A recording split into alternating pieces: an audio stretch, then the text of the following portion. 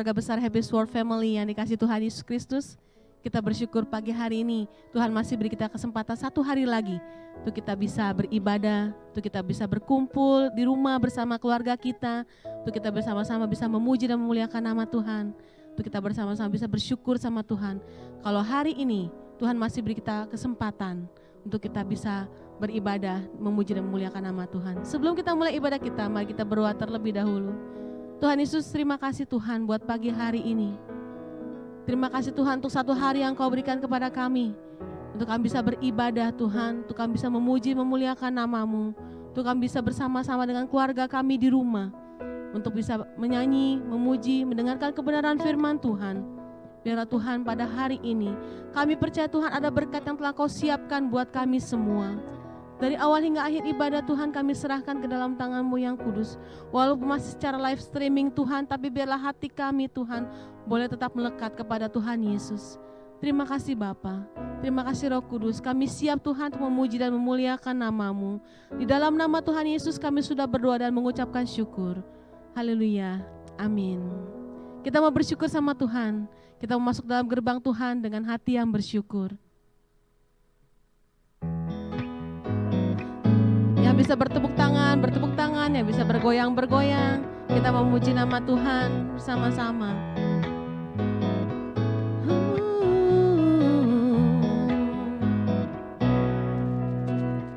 Katakan sama-sama, mari masuk gerbangnya dengan hati bersyukur, halamannya dengan pujian,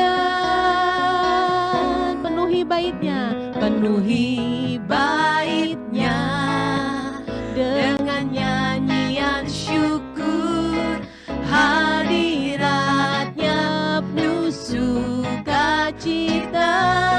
Mari masuk gerbangnya, mari masuk gerbangnya dengan hati bersyukur, halamannya dengan pujian, penuhi baitnya dengan nyanyian syukur, hadiratnya penuh sukacita. Katakan sebab Tuhan Dia baik, sebab Tuhan Dia baik, dan anugerahnya kekal selama-lamanya. Amin. Sebab Tuhan Dia baik, dan anugerahnya kekal selama-lamanya. Amin. Mari masuk gerbangnya dengan hati yang bersyukur. Katakan sama-sama, mari masuk gerbangnya dengan hati bersyukur, halamannya dengan pujian, penuhi baitnya dengan nyanyian syukur, hadiratnya penuh sukacita. Sebab Tuhan Dia baik, sebab Tuhan Dia baik, dan anugerahnya kekal selama-lamanya. Amin. Sebab Tuhan Dia baik, sebab Tuhan Dia baik, dan anugerahnya kekal selama-lamanya. Amin. Sebab Tuhan Dia baik, sebab Tuhan Dia baik, dan anugerahnya kekal selama-lamanya. Amin. Sebab Tuhan baik, sebab Tuhan Dia baik, dan anugerahnya kekal selama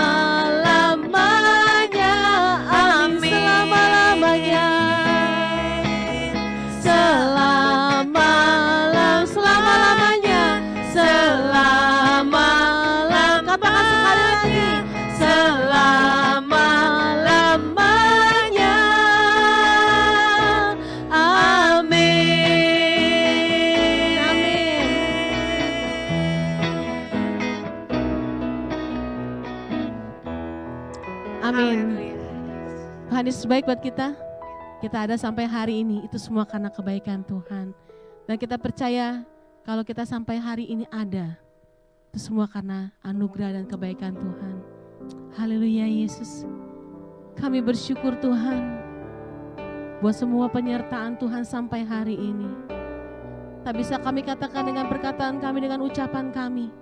Tapi biarlah hati yang melimpah dengan ucapan syukur boleh kami naikkan ke hadapan hadirat-Mu Bapa.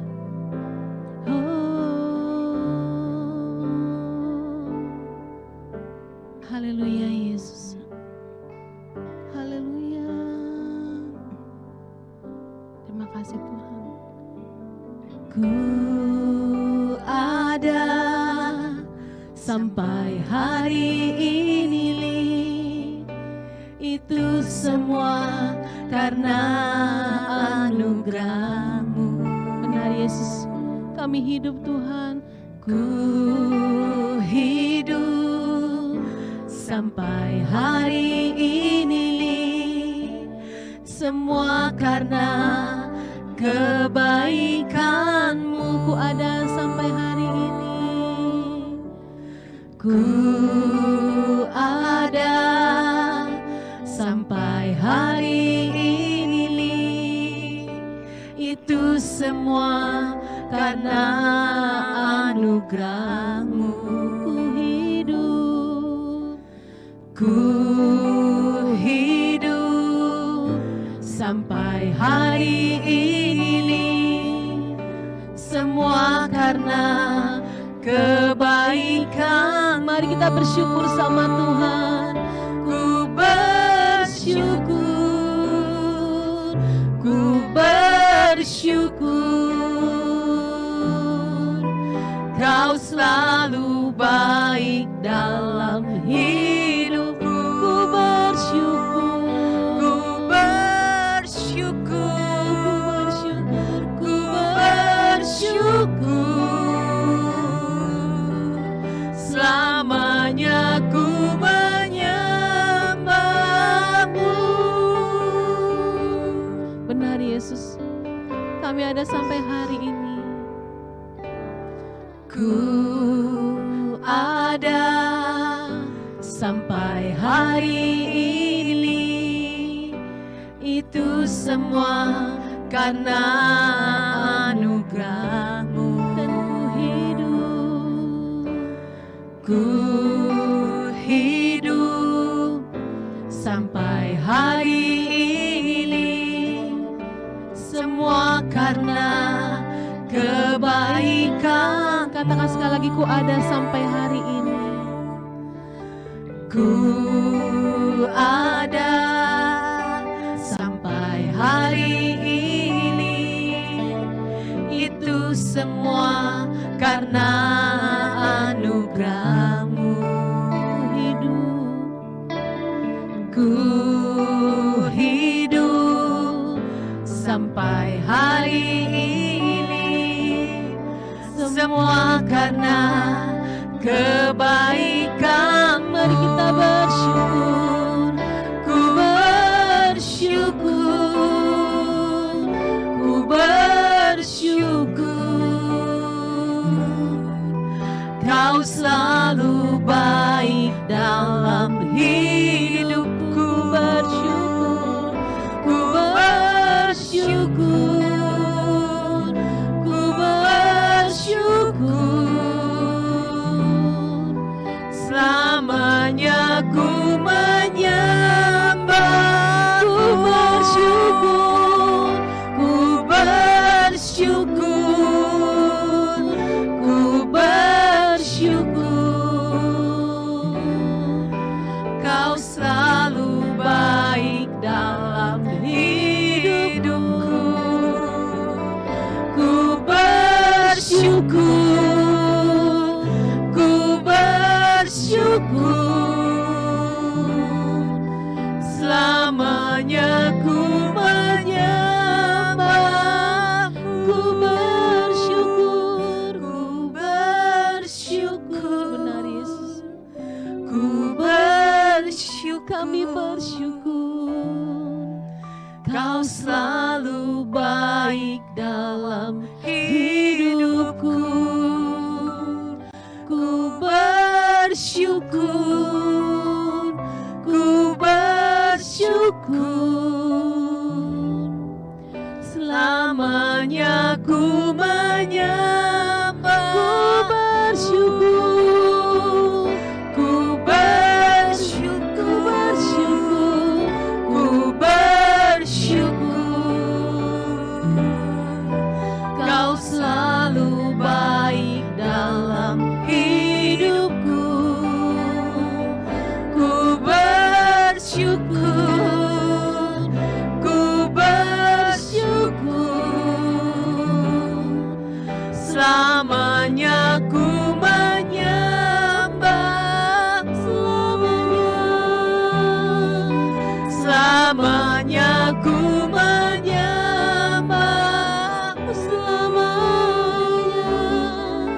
selamanya ku menyembahmu.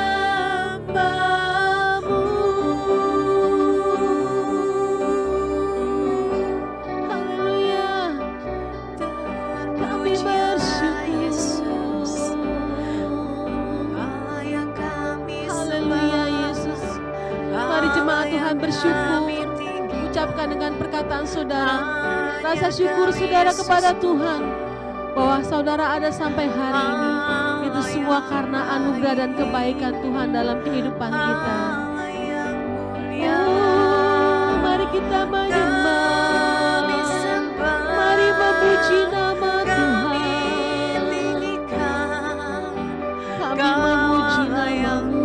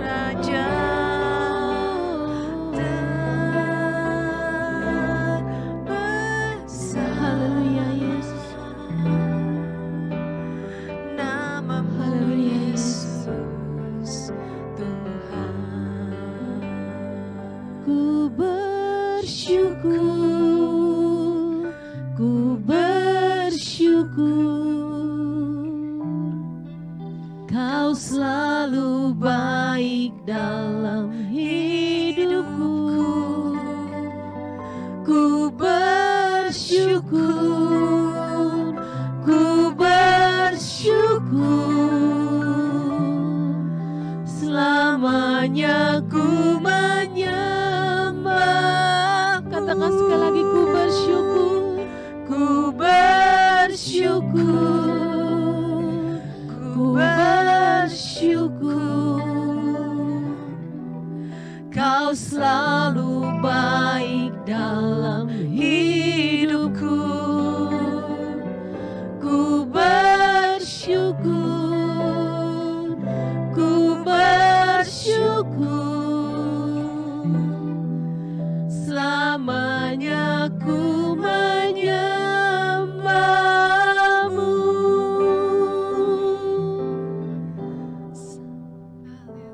Haleluya Yesus. Walaupun pujian kami sampai saat ini Tuhan, tapi biarlah hati kami terus memuji dan memuliakan nama-Mu.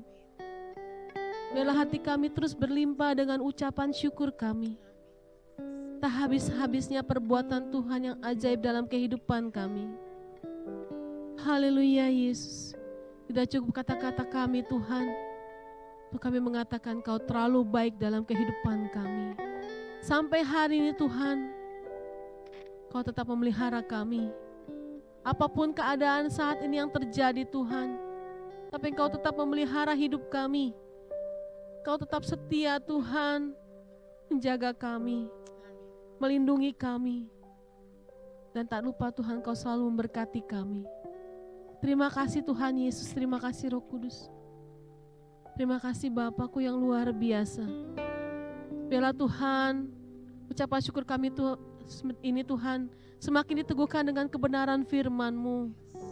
Apapun yang disampaikan hamba-Mu Tuhan, kami percaya isi hati-Mu buat kami semua. Pakai hamba-Mu terus Tuhan, lebih lagi Tuhan. Hikmat, marifat, kebijaksanaan Tuhan, Kau limpahkan terus Tuhan kepada hamba-Mu. Berikan kesehatan Tuhan, berikan pewahyuan yang lebih lagi Tuhan kepada hamba-Mu, agar kami semua jemaat-Mu boleh dipuaskan dengan kebenaran firman-Mu. Terima kasih Tuhan Yesus, kami menyerahkan pemberitaan firman-Mu Tuhan dari awal hingga akhir ke dalam tangan-Mu yang kudus.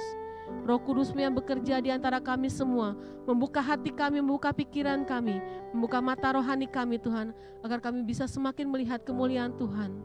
Terima kasih Bapa. Kami siap Tuhan mendengarkan kebenaran firman-Mu, dan kami siap makan dengan lahap kebenaran firman-Mu. Terima kasih Bapa. Di dalam nama Tuhan Yesus, kami sudah berdoa dan mengucapkan syukur. Haleluya.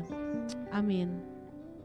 Keluarga besar Happy Swat Family yang saya kasihi, bersyukur kita kalau pada hari ini di dalam kasih dan perkenanan Tuhan, kita boleh ada kembali beribadah di awal bulan Juli ini. Dan sekali lagi, ini satu anugerah yang luar biasa, anugerah kasih yang luar biasa. Kita tahu sekarang ini varian Delta begitu merajalela sampai terjadi PPKM mikro.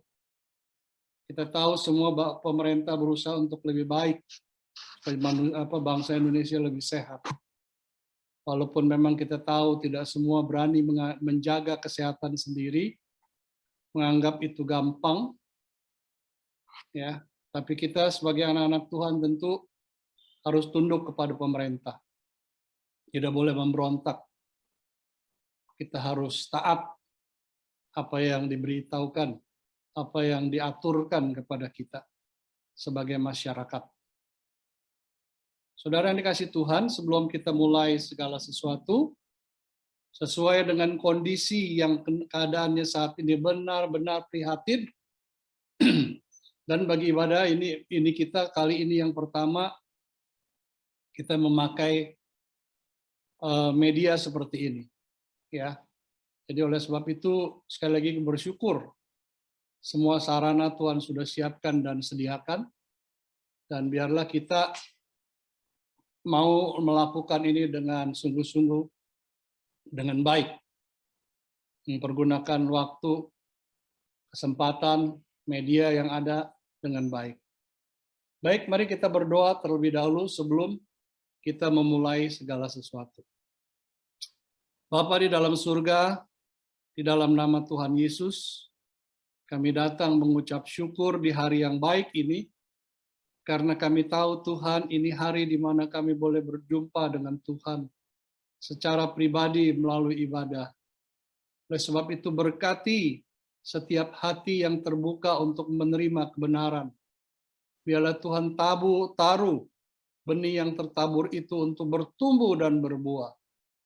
Terutama di masa pandemi ini, supaya benih firman memberikan kekuatan imun dan stamina iman buat kami, supaya kami tetap sehat rohani, sehat jiwani, dan sehat jasmani kami juga. Berbicaralah ya Tuhan, di dalam nama Yesus, hamba berdoa dan mengucap syukur. Saudara dan saya yang melaporkan firman bilang, amin. Saudara yang dikasihi Tuhan, pada saat ini pagi ini saya berbicara kembali mengenai si anak bungsu ini. Ya. Minggu yang lalu kita sudah berbicara mengenai yang terakhir, yaitu bagaimana kita harus memiliki benih yang tertanam. Benih yang tertanam di dalam hati kita, mendatangkan atau membawa dampak. Ya, saya hanya ulang beberapa hal. Yang pertama, kita akan diubah menjadi cepat mendengar firman. Ya. Ketimbang pikiran kita yang merespon. Kedua, kita akan suka, senang, dan selalu mau mendengarkan firman. Yang ketiga, firman itu mengubah hasrat dan norma hidup kita untuk tidak lagi egois. Ya, saudara.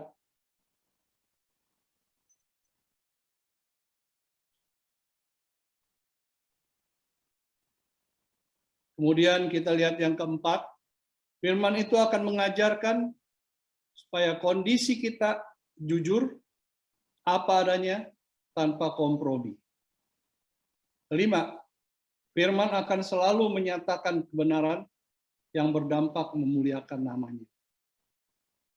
Keenam, firman yang tertanam akan berbekas terukir di hati dan kehidupan kita, sehingga menghasilkan kemauan serta berusaha untuk selalu dekat dengan Bapa Surgawi. Dan yang terakhir, firman itu selalu mengajar serta mengajak kita, saya, saudara yang firman itu tertanam, harus menjadi pelaku dan teladan kebenaran. Nah, saudara yang dikasih Tuhan, kita harus melakukan apa yang firman Allah katakan dalam kehidupan kita. Nah, pada pagi hari ini, kita melihat ayat yang pernah kita baca, Lukas 15 ayat 15, di mana saat itu kita membicarakan si bungsu yang sudah sombong, bodoh, sombong dengan attitude dan behaviornya yang buruk. Sehingga ia harus terpuruk dari kehidupan yang serba cukup pada waktunya, yang seharusnya dia merasa cukup, tapi akhirnya karena ulahnya sendiri berubah kepada kehidupan yang terendah. Ya, hasil keputusan sendiri. Saudara yang dikasih Tuhan, Lukas 15 ayat 15 berkata, lalu ia pergi dan bekerja pada seorang majikan di negeri itu. Orang itu menyuruhnya ke ladang untuk menjaga babinya. Jadi, sebenarnya kita tahu bahwa di rumah ayahnya juga banyak, saudara, ternak babi. Dan maklum orang kaya. Tapi pada saat itu mungkin si anak bungsu ini, selama dia tinggal sama orang tuanya, mungkin pernah, ya dia pernah, atau bisa juga jarang, dia pernah menjarang mirip-mirip ya, melihat kandang babi milik ayahnya. Itu sangat bau, sangat jorok. Ya, saudara yang dikasih Tuhan.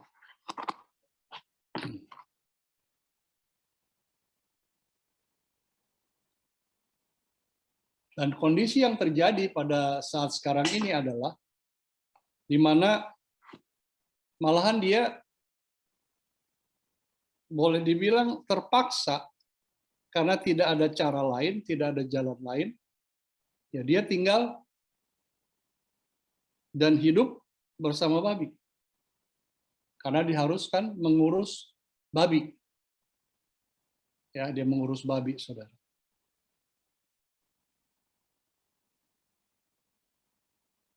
Bahkan saking laparnya, dia berusaha untuk makan ampas babi. Terlalu. Ya. Namun tidak terjadi. Karena apa? Ya, ayat 16 bilang, lalu ia mengisi perutnya dengan ampas yang menjadi makanan babi itu, tetapi tidak seorang pun yang memberikan kepadanya. Masih untung, tidak ada yang mengizinkan. Ya entah karena mungkin mereka yang tahu merasa nanti jatah babinya diambil, ya walaupun itu ampas, nanti babinya nggak kenyang, walaupun itu nggak masuk di akal. Atau mereka ingin rekannya ini, pekerja baru ini, tidak sakit diare atau sakit pencernaan karena memakan ampas babi. Tapi itu satu pertolongan yang luar biasa. Nah, jadi kalau kita melihat di sini, saudara, kisah daripada si bungsu ini, yang tadinya berlimpah dengan harta yang luar biasa, ya, kemudian dia berfoya-foya, dia menjual. Jadi sekali lagi, banyak harta ini belum tentu orang hidup secara bijaksana. Apabila hatinya tidak melekat kepada Tuhan. Makanya minggu yang lalu kita sudah bicara bahwa firman Tuhan itu harus tertanam di dalam hati kita. Saudara yang dikasih Tuhan, ada firman Tuhan katakan, Matius 6 ayat 21, sama ya, konteksnya sama dengan tulisan ayat ini, Lukas 24, 12 ayat 34. Karena di mana hartamu berada, di situ juga hatimu berada. Nah, ini yang akan saya bagikan juga kepada saudara pada pagi hari ini. Di rumah ayahnya, mungkin juga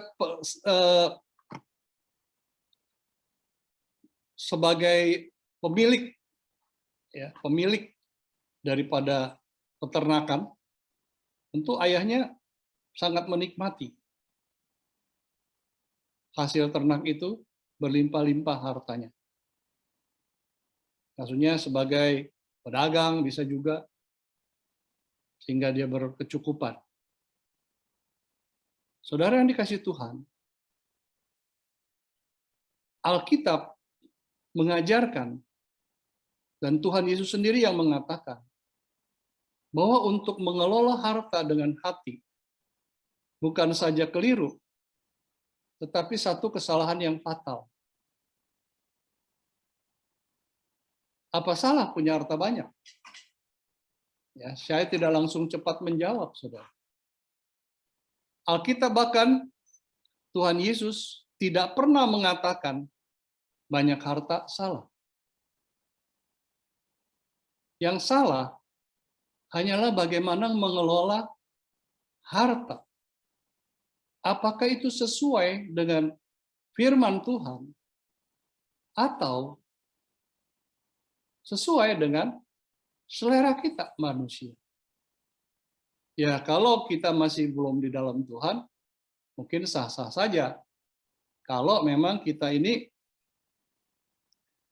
mengelola sesuai dengan kemauan kita. Tapi kalau kita sudah di dalam Tuhan, sebaiknya libatkanlah Tuhan supaya dia bisa mengajar kita bagaimana mengatur harta. Ya, saudara. Kalau orang percaya tidak boleh kaya. Ya, perhatikan ini. Kalau orang percaya tidak boleh kaya, bagaimana pembangunan gedung gereja? Ya. Bagaimana dengan pelayanan misi ke seluruh dunia? Bagaimana dengan gembala-gembala yang dipanggil secara full time? Dia tidak bekerja, dia hanya dipercaya Tuhan untuk menggembalakan umat yang Tuhan percayakan. Supaya apa? Supaya dia fokus, konsentrasi.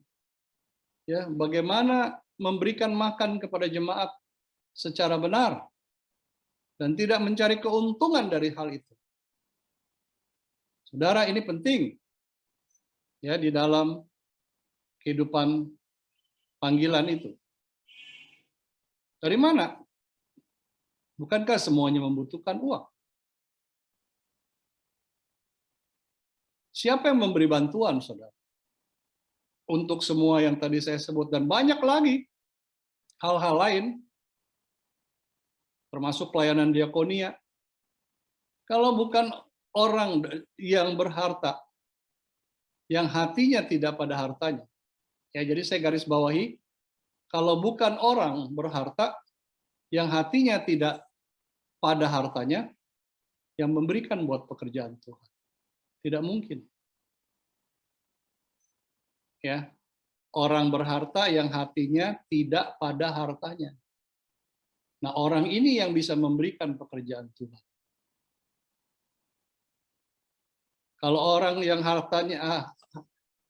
hatinya ada pada hartanya, ini sulit memberikan pekerjaan Tuhan. Untuk pekerjaan Tuhan, untuk pelayanan Tuhan, untuk pelayanan misi, dan sebagainya. Karena tadi dikatakan, karena di mana hartamu berada, di situ juga hatimu berada. Ya, makanya saya katakan pelayanan gerejawi untuk operasional gereja, pembersihan gedung gereja, pembangunan gedung gereja, perkembangan pelayanan keluar, dan sebagainya. Banyak yang memerlukan dana. Jadi hanya orang yang mempunyai harta, tetapi hatinya tidak ada pada harta itu, dialah yang mampu memberikan. Sehingga gereja itu bisa bertumbuh dengan sehat. Harta dibagi dua, saudara, untuk pengertian secara umum, yaitu harta yang bergerak dan harta yang tidak bergerak. Harta yang bergerak seperti kendaraan, ya, dan sejenisnya. Harta yang tidak bergerak, tanah, bangunan, rumah, dan sejenisnya. Nah, saudara yang dikasihi Tuhan, banyak harta asal dikelola dengan benar tidak masalah dan juga tidak akan mendatangkan masalah bagi orang tersebut kalau dikelola dengan benar. Kecuali tidak dikelola dengan benar. Ya. Saudara yang dikasihi Tuhan. Yeremia 17 ayat 7, diberkati orang yang mengandalkan Tuhan, yang menaruh harapannya pada Tuhan. Jadi, apa kaitannya dengan tadi, di mana ada hartamu, di situ hatimu berada? Karena apa, saudara? Tuhan ingin apapun dalam hidup saudara dan hidup saya, kita tetap harus mengandalkan Tuhan. Dan harus kita sadari bahwa harta yang kita peroleh, itu benar-benar memang keterlibatan Tuhan di dalamnya. Ya, jadi diberkatilah orang yang mengandalkan Tuhan, yang menaruh harapannya pada Tuhan, bukan pada hartanya.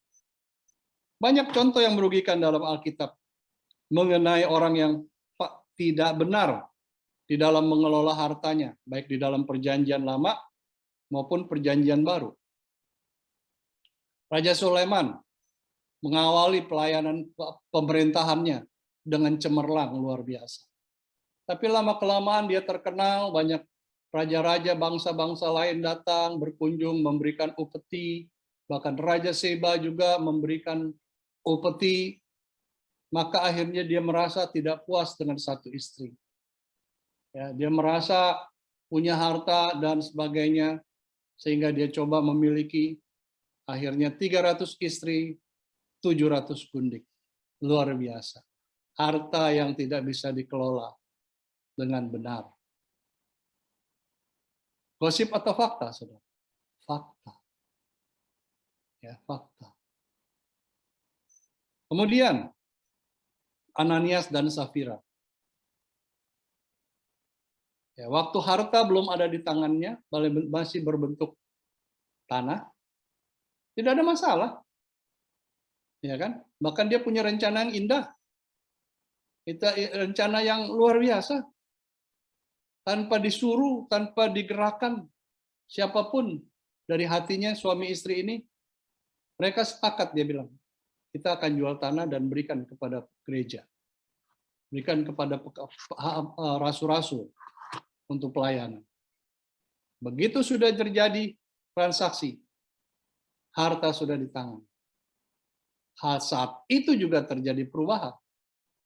Sampai nyawa pun menjadi taruhan. Dia berani, saudara. Kenapa? Di mana ada hartamu, di situ hatimu berada. Saudara yang dikasih Tuhan, termasuk si bungsu, ya,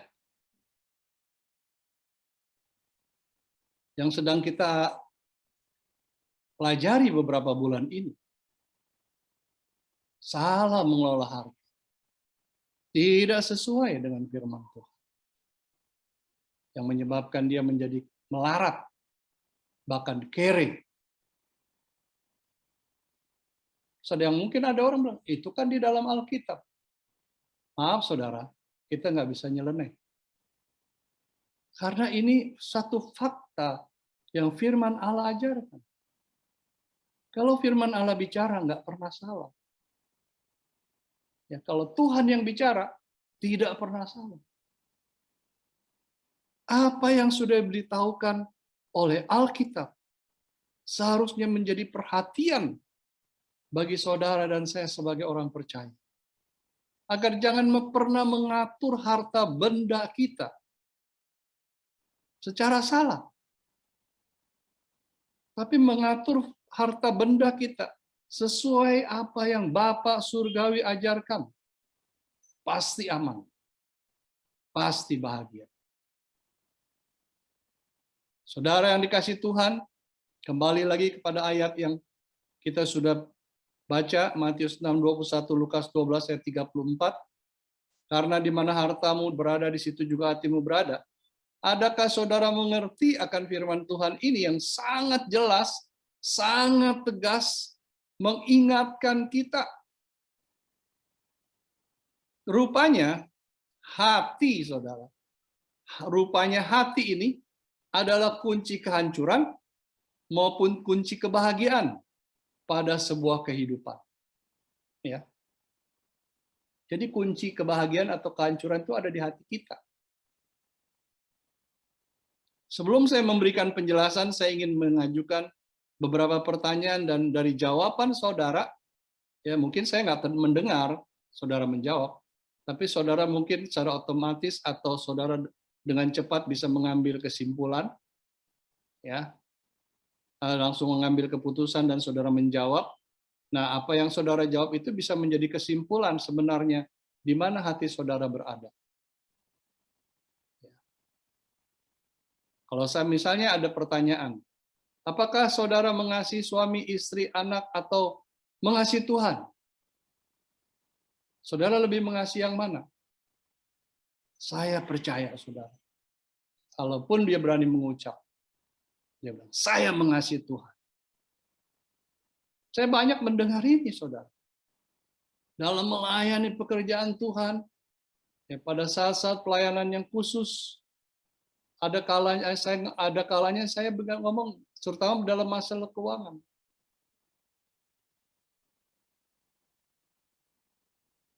Selama ini kamu hidup di dalam sebagai anak Tuhan sekian lama, mana kamu lebih mengasihi? Istri kamu, suami kamu, anak kamu, atau Tuhan? Tuhan dong.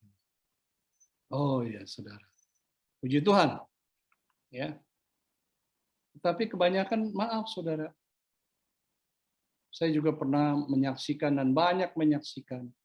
Ternyata itu bohong besar. Ya, bohong besar, saudara.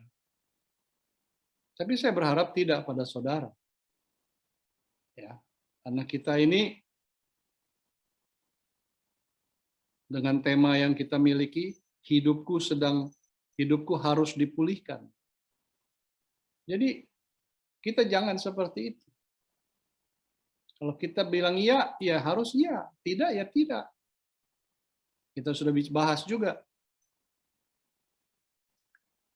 Lalu kalau misalnya saya bertanya lagi, ya, apakah saudara lebih mengasihi orang tua, mertua, atau mengasihi Tuhan?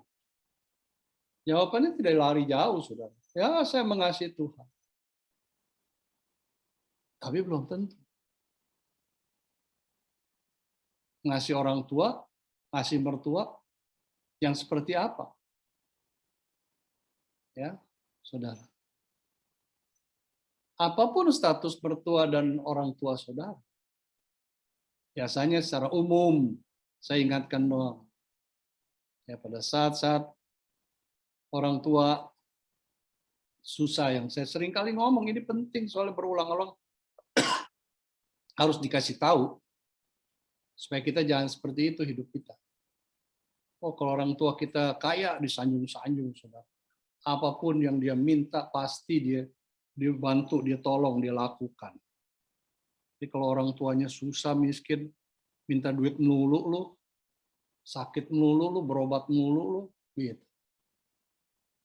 Dia nggak tahu waktu dia sakit, masih kecil dulu, orang tuanya bela-belain supaya dianya sembuh, sehat, dengan harapan supaya kalau anaknya sukses jadi orang, dia tidak dilupakan. Ternyata lupa, saudara. Disia-siakan orang tuanya. Sama aja itu salah mengelola harta. Ya. Bilang mengasihi Tuhan mah gampang, saudara. Anak kecil yang baru belajar ngomong aja juga bisa. Tetapi saudara, Tuhan hanya menginginkan sebuah pengakuan dalam tindakan dan kenyataan yang benar.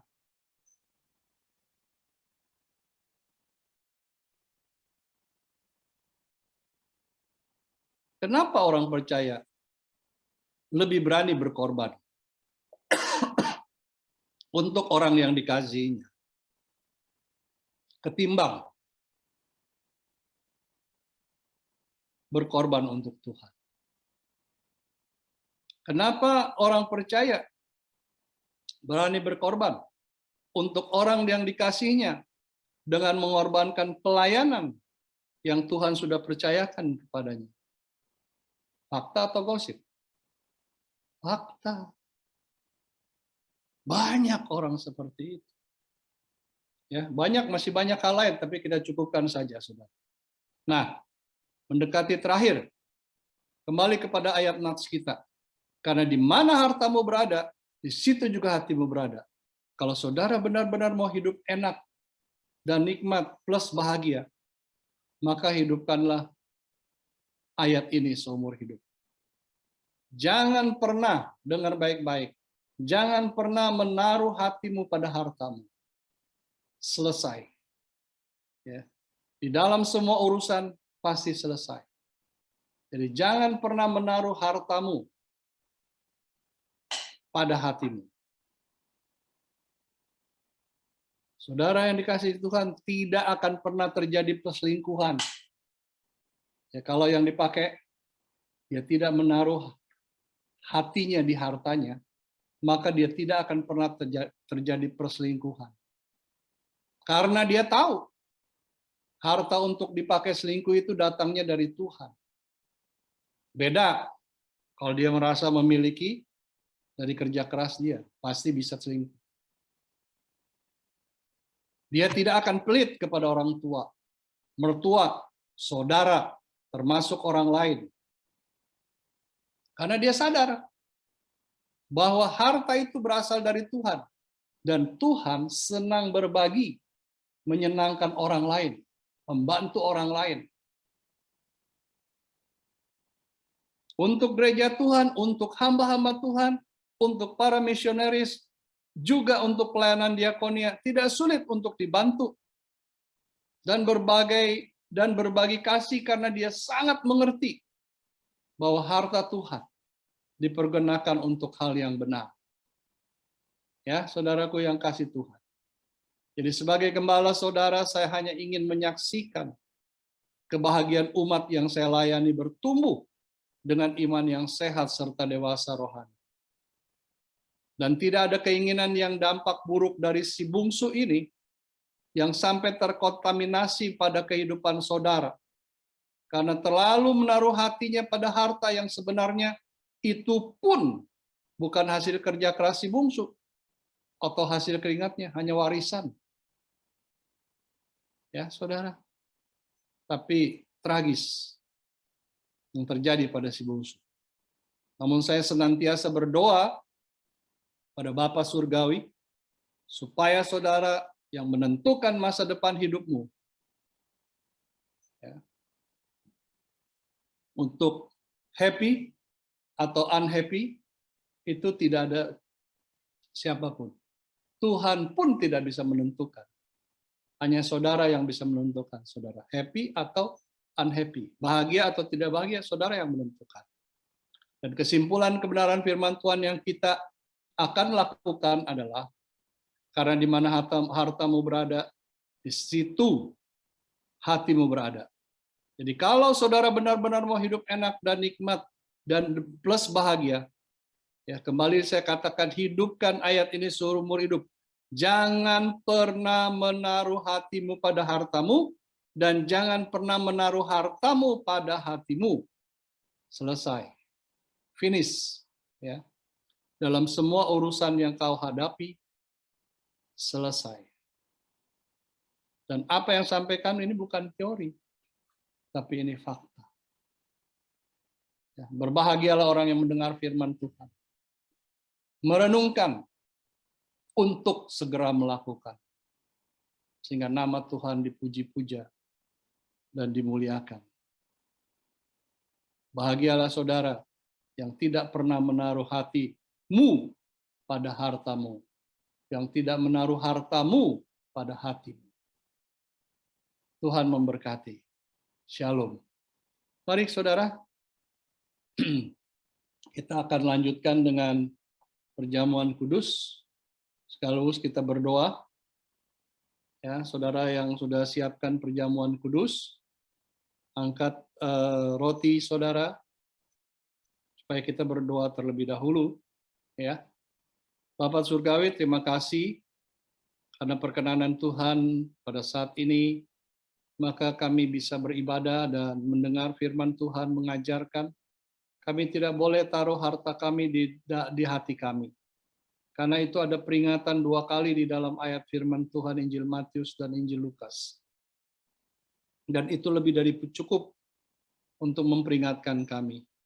Dan sadarkan kami selanjutnya untuk setiap saat di dalam kami menjalani hidup ini. Bekerja, berusaha.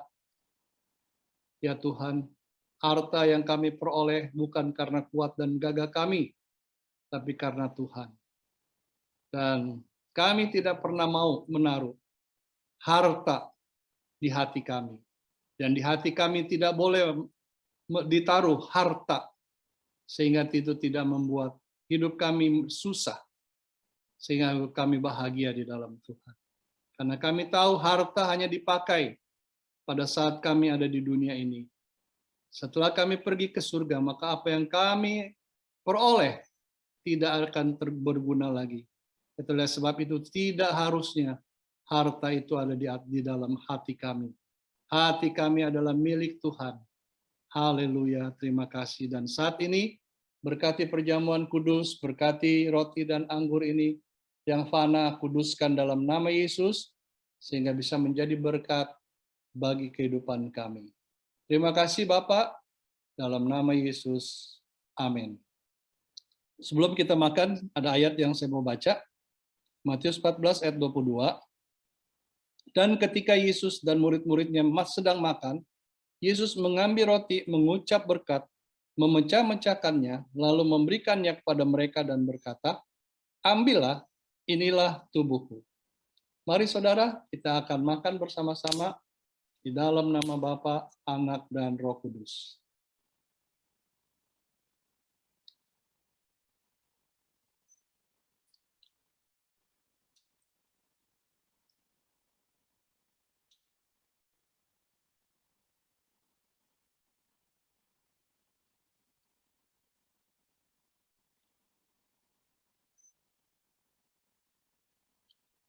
Ayat selanjutnya, Markus 14, 23, dan 24. Saudara bisa angkat cawan saudara. Sesudah itu ia mengambil cawan, mengucap syukur, lalu memberikannya kepada mereka dan mereka semua minum dari cawan itu. Dan ia berkata kepada mereka, inilah darahku, darah perjanjian yang ditumpahkan bagi banyak orang. Mari saudaraku yang saya kasihi, kita minum ini bersama di dalam nama Bapa, Anak, dan Roh Kudus. Dalam nama Tuhan Yesus Kristus, biarlah cawan yang berisi air anggur ini, berisi darah Yesus, menjadi berkat kesehatan bagi hidup kita. Ya, hancurkan kuasa COVID dalam diri kita. Haleluya.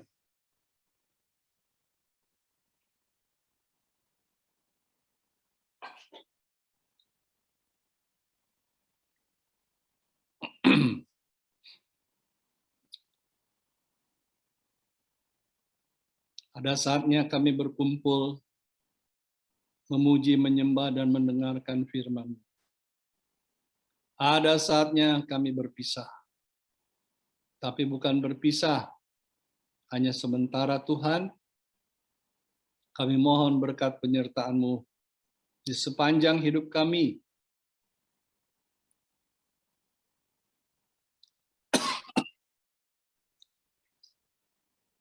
Sampai kami bertemu lagi dalam ibadah berikutnya. Saat ini biarlah Engkau lindungi semua umat-Mu, jemaat-Mu, supaya mereka dijauhkan dari segala virus COVID, khususnya varian Delta ini yang begitu merajalela, tutup bungkus anak-anak kami di dalam kuasa darah Yesus. Tuhan berikan berkat sandang pangan papan kepada anak-anak-Mu, supaya pekerjaan usaha mereka diberkati, pendidikan anak-anak mereka diberkati, dan khususnya kesehatan dalam kehidupan rumah tangga mereka masing-masing. Tuhan, sekali lagi terima kasih buat semua kebaikan Tuhan. Dan saat ini Tuhan, di dalam nama Yesus, hamba berdoa dan mengucap syukur. Saudara boleh angkat kedua tangan saudara dan terima berkat Tuhan. Tuhan memberkati engkau dan melindungi engkau. Tuhan menyinari engkau dengan wajah kemuliaan-Nya dan memberikan kasih karunia. Tuhan menghadapkan wajah-Nya kepadamu dan memberikan engkau damai sejahtera. Maka sekarang saudaraku, kasih dan kekuatan daripada Allah Bapa, kasih karunia Tuhan Yesus Kristus, dan persekutuan dari Roh Kudus menyertai kita semua hari ini, esok, bahkan sampai dengan Maranatha, Tuhan Yesus pasti datang yang kedua kali. Haleluya. Saudara dan saya yang tidak mau taruh hati saudara ada harta, atau tidak menaruh harta pada hatimu, katakan amin. Shalom, memberkati. Ya, selamat pagi, sehat selalu, sampai jumpa di waktu yang akan datang. Shalom.